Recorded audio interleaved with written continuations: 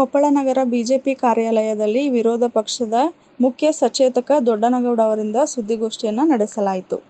ಈ ಸುದ್ದಿಗೋಷ್ಠಿಯನ್ನು ಉದ್ದೇಶಿಸಿ ರಾಜ್ಯ ಸರ್ಕಾರದ ವಿರೋಧ ಪಕ್ಷದ ಸಚೇತಕರಾದ ದೊಡ್ಡನಗೌಡ ಪಾಟೀಲ್ ಮಾತನಾಡಿ, ಈಶ್ವರಪ್ಪನವರು ಮಾಜಿ ಮುಖ್ಯಮಂತ್ರಿ ಯಡಿಯೂರಪ್ಪನವರ ಬಗ್ಗೆ ಮತ್ತು ರಾಜ್ಯಾಧ್ಯಕ್ಷ ವಿಜಯೇಂದ್ರ ಬಗ್ಗೆ ವಾಗ್ದಾಳಿಯನ್ನು ಮಾಡುತ್ತಿರುವುದು ಸರಿಯಲ್ಲ.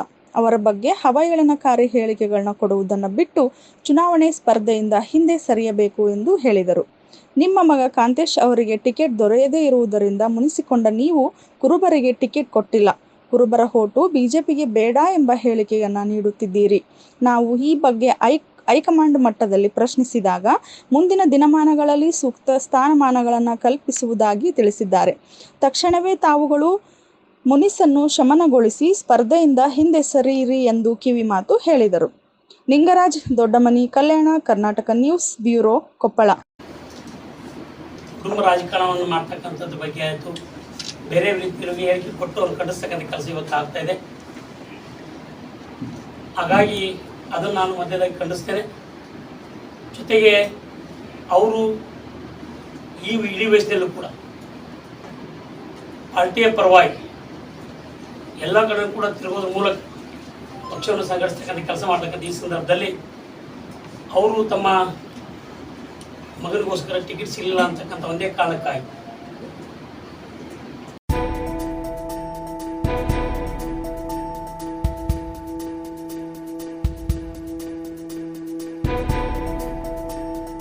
ಸರ್ಕಾರ ಆದೇಶದಂತೆ ಸೂಚನೆ ನೀಡಿದ ಪ್ರಮುಖರ ಜಯಂತಿಗಳನ್ನು ಶಾಲೆ, ಕಾಲೇಜು ಹಾಗೂ ಸರ್ಕಾರಿ ಕಚೇರಿಗಳಲ್ಲಿ ಕಡ್ಡಾಯವಾಗಿ ಆಚರಿಸತಕ್ಕದ್ದು ಎಂಬ ಸರ್ಕಾರದ ನಿಯಮಾವಳಿಗಳು ಇದ್ದರೂ ಸಹ ಬಾಬು ಜಗಜೀವನ್ ರಾಮ್ ರವರ 117ನೇ ಜನ್ಮ ಜಯಂತಿಯನ್ನು ಆಚರಣೆ ಮಾಡದೆ ಕುಂಟು ನೆಪಗಳನ್ನು, ಬೇಜವಾಬ್ದಾರಿ ಹೇಳಿಕೆಗಳನ್ನು ಕೊಪ್ಪಳ ತಾಲೂಕಿನ ಇರಕಲಗಡ ಕರ್ನಾಟಕ ಪಬ್ಲಿಕ್ ಶಾಲೆಯ ಮುಖ್ಯ ಉಪಾಧ್ಯಾಯ ನೀಡುತ್ತಾರೆ. ಸರ್ಕಾರದ ಆದೇಶವನ್ನು ಗಾಳಿಗೆ ತೂರಿ ಮನಸೋ ಇಚ್ಛೆ ಕಾರ್ಯನಿರ್ವಹಣೆ ಮಾಡುತ್ತಿದ್ದು, ಜಯಂತಿಯನ್ನು ಆಚರಿಸದೆ ಬಾಬು ಜಗಜೀವನ್ ರಾವ್ ರವರ ಫೋಟೋ ಶಾಲೆಯಲ್ಲಿ ಇರಲಿಲ್ಲ. ಮಧ್ಯಾಹ್ನದ ಮೇಲೆ ಜಯಂತಿಯನ್ನು ಆಚರಿಸಬೇಕು ಎಂದು ಸುಮ್ಮನಿದ್ದೆವು. ಹಳೆಯ ಮುಖ್ಯ ಉಪಾಧ್ಯಾಯ ಯಾವುದೇ ಫೋಟೋ ಶಾಲೆಯಲ್ಲಿ ಇಟ್ಟಿರಲಿಲ್ಲ. ಕೊಪ್ಪಳದಲ್ಲಿ ಫೋಟೋಗಳು ಸಿಗುತ್ತಿಲ್ಲ ಎಂಬ ಉಡಾಫೆ ಉತ್ತರಗಳನ್ನು ನೀಡುತ್ತಿದ್ದಾರೆಂದು ಸ್ಥಳೀಯರು ಆರೋಪಿಸುತ್ತಿದ್ದಾರೆ. ಹಾಗೂ ವರದಿಗಾರರಿಗೆ ಸಹ ಇದೇ ಸಮಂಜಸವಲ್ಲದ ಉತ್ತರವನ್ನು ನೀಡುತ್ತಿದ್ದಾರೆ. ಸ್ಥಳೀಯರು ಪ್ರಶ್ನಿಸಿದ ಮೇಲೆ ತರಾತುರಿಯಲ್ಲಿ ಕೊಪ್ಪಳಕ್ಕೆ ಹೋಗಿ ಫೋಟೋ ತಂದು ಸಂಜೆ 4 ಗಂಟೆಗೆ ಜಯಂತಿಯನ್ನು ಆಚರಿಸಿದ್ದಾರೆ ಎಂದು ಸ್ಥಳೀಯರು ಆರೋಪಿಸುತ್ತಾರೆ. Girish Hiremath, Kalyana Karnataka news bureau, ಇರಕಲಗಡ.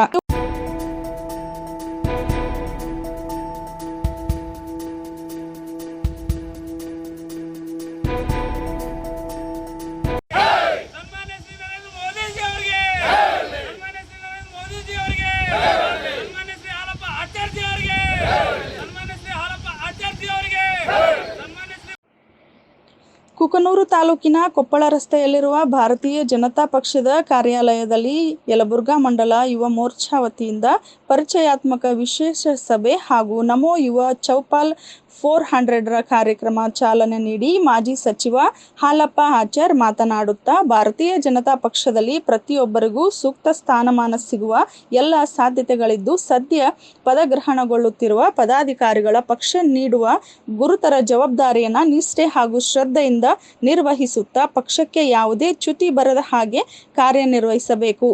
ಈ ಬಾರಿಯ ಲೋಕಸಭಾ ಚುನಾವಣೆಯಲ್ಲಿ ನರೇಂದ್ರ ಮೋದಿಯವರ ಸರ್ಕಾರ ಬರಲಿದ್ದು, ನಮ್ಮ ಲೋಕಸಭಾ ಕ್ಷೇತ್ರದಿಂದ ನಮ್ಮ ಅಭ್ಯರ್ಥಿಯನ್ನು ಅತಿ ಹೆಚ್ಚು ಮತಗಳಿಂದ ಆರಿಸಿ ಪ್ರಧಾನಿ ನರೇಂದ್ರ ಮೋದಿಯವರ ಕೈ ಬಲಪಡಿಸಬೇಕಿದೆ. ಆದ ಕಾರಣ ತಾವುಗಳು ಪಕ್ಷ ಸಂಘಟನೆಯಲ್ಲಿ ಹೆಚ್ಚು ಪಾಲ್ಗೊಂಡು ಪಕ್ಷಕ್ಕೆ ಬಲ ತಂದು ಕೊಡಬೇಕಿದೆ ಎಂದು ಹೇಳಿದರು. Mallayya ಗದುಗಿನ್, Kalyana Karnataka news bureau, Kukanur.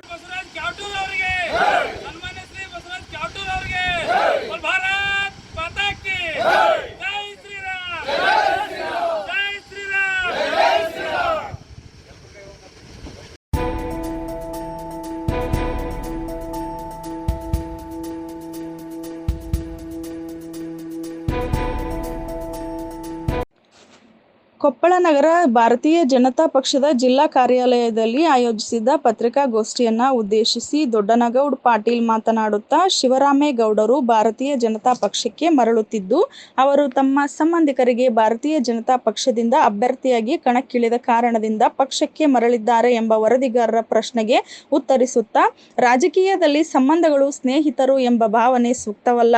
ಇಲ್ಲಿ ಎಲ್ಲರೂ ನಮ್ಮವರೇ. ಇಲ್ಲಿ ಸಂಬಂಧಗಳನ್ನು ತಾಳೆ ಹಾಕುತ್ತಾ ಹೋದರೆ ರಾಜಕೀಯ ಮಾಡಲು ಆಗುವುದಿಲ್ಲ. ಆದ್ದರಿಂದ ಅವರು ಮಧ್ಯದಲ್ಲಿ ಕಾಂಗ್ರೆಸ್ ಪಕ್ಷಕ್ಕೆ ಹೋಗಿದ್ದು ಪುನಃ ಮಾತೃ ಪಕ್ಷಕ್ಕೆ ಮರಳುತ್ತಿದ್ದಾರೆ. ಇದರಲ್ಲಿ ಯಾವುದೇ ಸಂಬಂಧಗಳನ್ನು ಬೆರೆಸುವ ಅವಶ್ಯಕತೆ ಇಲ್ಲ. ಪಕ್ಷದ ಕಾರ್ಯವೈಖರಿ ಹಾಗೂ ಸಿದ್ಧಾಂತಗಳನ್ನು ಮುಚ್ಚಿಟ್ಟುಕೊಂಡು ಭಾರತೀಯ ಜನತಾ ಪಕ್ಷಕ್ಕೆ ಮರಳುತ್ತಿದ್ದಾರೆ ಎಂದು ಹೇಳಿದರು. Ningaraja Doddamani, Kalyana Karnataka news bureau, Koppal.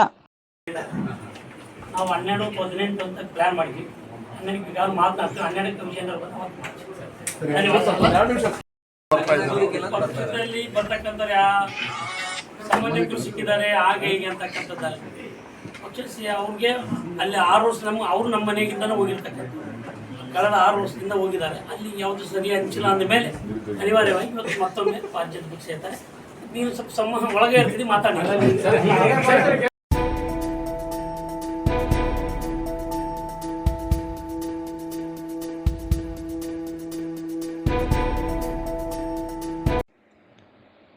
ಜಿಲ್ಲಾ ಸ್ವೀಪ್ ಸಮಿತಿ ಕೊಪ್ಪಳ ತಾಲೂಕಾ ಸ್ವೀಪ್ ಸಮಿತಿ ಕುಕನೂರು ಹಾಗೂ ಗ್ರಾಮ ಪಂಚಾಯತ್ ಮಂಡಲಗೇರಿ ಗ್ರಾಮ ಪಂಚಾಯತ್ ವ್ಯಾಪ್ತಿಯ ಸೋಂಪೂರ್ ಮತ್ತು ಚಿಕ್ಕೇನಕೊಪ್ಪ ಗ್ರಾಮಗಳಲ್ಲಿ ನರೇಗಾ ಕಾಮಗಾರಿ ಸ್ಥಳದಲ್ಲಿ ಇಂದು ಮತದಾನ ಜಾಗೃತಿ ಜರುಗಿತು. ಕಾರ್ಯಕ್ರಮದಲ್ಲಿ ತಾಲೂಕಾ ಐಇಸಿ ಸಂಯೋಜಕ ಲಕ್ಷ್ಮಣ್ ಕೆರಳ್ಳಿ ಮಾತನಾಡಿ, ನರೇಗಾ ಕೂಲಿಕಾರರು, ಸಾರ್ವಜನಿಕರು, ಯುವ ಮತದಾರರು ಕಡ್ಡಾಯವಾಗಿ ಮೇ 7ರಂದು ಮತದಾನ ಮಾಡಬೇಕು. 80 ವರ್ಷ ಮೇಲ್ಪಟ್ಟ ಹಿರಿಯ ನಾಗರಿಕರಿಗೆ ವಿಶೇಷ ಮತದಾನದ ವ್ಯವಸ್ಥೆ ಕಲ್ಪಿಸಲಾಗುತ್ತದೆ. ಇವಿಎಂ ಮತದಾನ ಯಂತ್ರದ ಮೂಲಕ ಮತದಾನ ಪ್ರಕ್ರಿಯೆ ನಡೆಯಲಿದ್ದು, ವಿವಿಪ್ಯಾಟ್ನಲ್ಲಿ ಇರುವ ನೀಲಿ ಗುಂಡಿಯನ್ನು ಹೊತ್ತುವುದರ ಮೂಲಕ ಮತದಾನದ ಹಕ್ಕನ್ನು ಚಲಾಯಿಸಬೇಕು ಎಂದರು. Mallayya ಗದುಗಿನ್, Kalyana Karnataka news bureau, Kukanur. ಮತದಾರ ಪ್ರತಿಜ್ಞೆ ವಿಧಿ.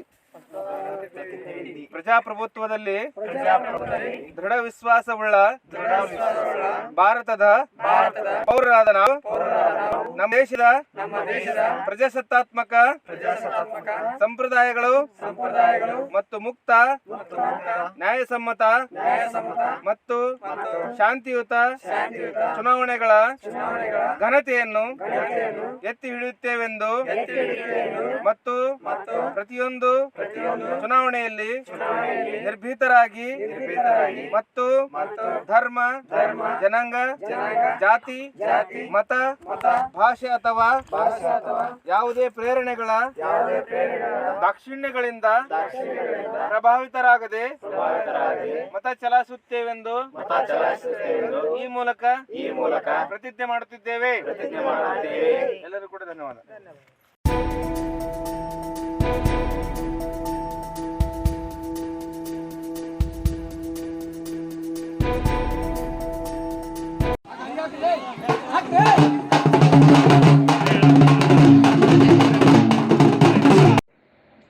ಕೊಪ್ಪಳ ಜಿಲ್ಲೆಯ ಕುಕನೂರು ತಾಲೂಕಿನ ದಾವಲ್ ಮಲ್ಲಿಕ್ ದರ್ಗಾದ 19ನೇ ಉರುಸು ಕಾರ್ಯಕ್ರಮವು ಶುಕ್ರವಾರವೂ ವಿಜೃಂಭಣೆಯಿಂದ ನಡೆಯಿತು. ನಂತರ ದರ್ಗಾದ ಮೌಲ್ವಿಗಳು ಮಾತನಾಡುತ್ತಾ, ದಾವಲ್ ಮಲ್ಲಿಕ್ ದರ್ಗಾವು ಹಿಂದೂ ಮುಸ್ಲಿಮರ ಭಾವೈಕ್ಯತೆಯ ಕೇಂದ್ರ. ದಾವಲ್ ಮಲ್ಲಿಕರು ಭಕ್ತರಿಗೆ ಬೇಡಿದ್ದನ್ನು ನೀಡುವ ಕಲ್ಪವೃಕ್ಷಗಳಾಗಿದ್ದು, ಈ ಭಾಗದ ಜನರ ಆಶಾಕಿರಣಗಳಾಗಿದ್ದಾರೆ. ಪ್ರತಿ ವರ್ಷದಿಂದ ವರ್ಷಕ್ಕೆ ಭಕ್ತರ ಸಂಖ್ಯೆ ದ್ವಿಗುಣವಾಗುತ್ತಿದ್ದು, ಹುಬ್ಬಳ್ಳಿ, ಬಾಗಲಕೋಟೆ, ವಿಜಯಪುರ, ಬಳ್ಳಾರಿ, ಆಂಧ್ರಪ್ರದೇಶದಿಂದ ಭಕ್ತರು ಬರುತ್ತಾರೆ. ಮಕ್ಕಳಿಲ್ಲದವರ ಹರಕೆ ಕಟ್ಟಿಕೊಂಡು ವರುಷ ತುಂಬುವುದರೊಳಗೆ ಮಕ್ಕಳನ್ನು ಸಹ ಕರುಣಿಸುತ್ತಾರೆ ಎಂದು ಹೇಳಿದರು. Lokesh Bhajantri, Kalyana Karnataka news bureau, Koppal. ಮೊದಲು ಒಂದು ಸಾಧಾರಣ ಆಕಿತ್ತು, ಸಣ್ಣ ಲೆಕ್ಕಕ್ಕೆ. ಅಜ್ಜಾರು ಒಳ್ಳೆ ಪಾದಸೇವಕರು ಇದ್ದಿಲ್ಲ. ಪಾದಸೇವಕರಾಗಿ ನಾವು ತೊಗೊಂಡಿರಿ ಅಜ್ಜಾರ ಸೇವೆ ಮಾಡೋಕೆ.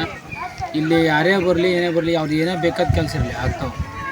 ಮಕ್ಕಳು ಸಂತಾನ ಭಾಗ್ಯ ಆಗಿರ್ಬೋದು, ಕಾಯಿಲೆ ಆಗಿರ್ಬೋದು, ಯಾವುದೇ ಕೆಲಸ ಅದು ಪಾಯಿಂಟ್ ಯಾವುದೋ ಅದು ಕೆಲಸ ಸಕ್ಸಸ್ ಇವೆ.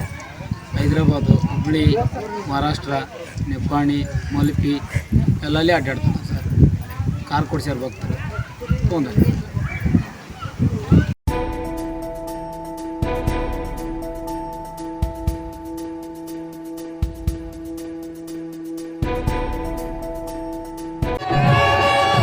ಸತತ 4 ದಿನಗಳಿಂದ ವಿಜೃಂಭಣೆಯಿಂದ ನಡೆದ ಕೊಪ್ಪಳ ಜಿಲ್ಲೆಯ ಕೊಪ್ಪಳ ತಾಲೂಕಿನ ಬೆಟಗೇರಿ ಗ್ರಾಮದ ಶ್ರೀ ದುರ್ಗಾದೇವಿ ಜಾತ್ರಾ ಮಹೋತ್ಸವ ನಿನ್ನೆ ದಿನ ಮದ್ದು ಸುಡುವ ಮೂಲಕ ಮುಕ್ತಾಯವಾಯಿತು.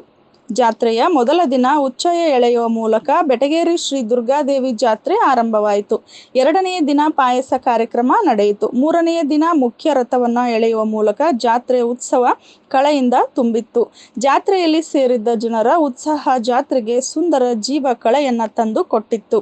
ಗ್ರಾಮದ ಜಾತ್ರೆಯ ಮುಖ್ಯ ಉಸ್ತುವಾರಿ ಹೊತ್ತಿದ್ದ ದುರ್ಗಾದೇವಿ ಭಜನಾ ಸಂಘ ಮತ್ತು ಅವರಿಗೆ ಸಹಕಾರಿ ನೀಡಿದ ಊರಿನ ಗಣ್ಯ ವ್ಯಕ್ತಿಗಳು ಹಾಗೂ ಗ್ರಾಮದ ಸಾಕಷ್ಟು ಸ್ವಯಂ ಸೇವಾ ಮನಸ್ಸಿನ ಭಕ್ತರು ಜಾತ್ರೆ ಯಶಸ್ವಿಗೆ ಕಾರಣರಾದರು. Arvind Kumar, Kalyana Karnataka news bureau, Betageri.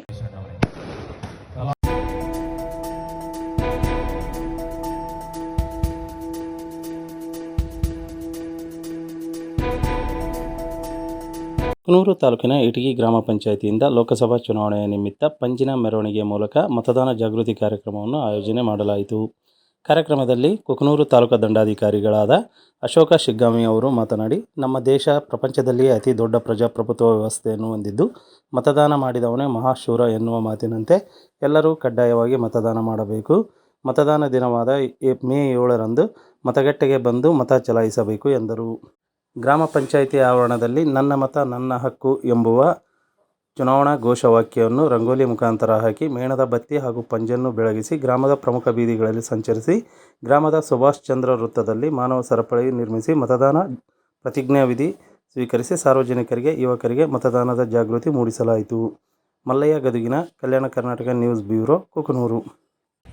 ಈ ಒಂದು ಮತದಾನದಲ್ಲಿ ಮತದಾನವು ದಿನಾಂಕ 7/5/2024ರಂದು ಇರುವುದರಿಂದ ಅಂದಿನ ದಿವಸ ನಮ್ಮಲ್ಲಿ ಇರ್ತಕ್ಕಂತಹ ವಯೋಮಾನರು ಅಂದರೆ 85+ ಮೇಲ್ಪಟ್ಟು ಇರುವವರಿಗೂ ಸಹ ಮನೆಯಲ್ಲೇ ಮತದಾನ ಮಾಡುವ ವ್ಯವಸ್ಥೆಯನ್ನು ನಾವು ಮಾಡಿದ್ದೇವೆ. ಹಾಗೂ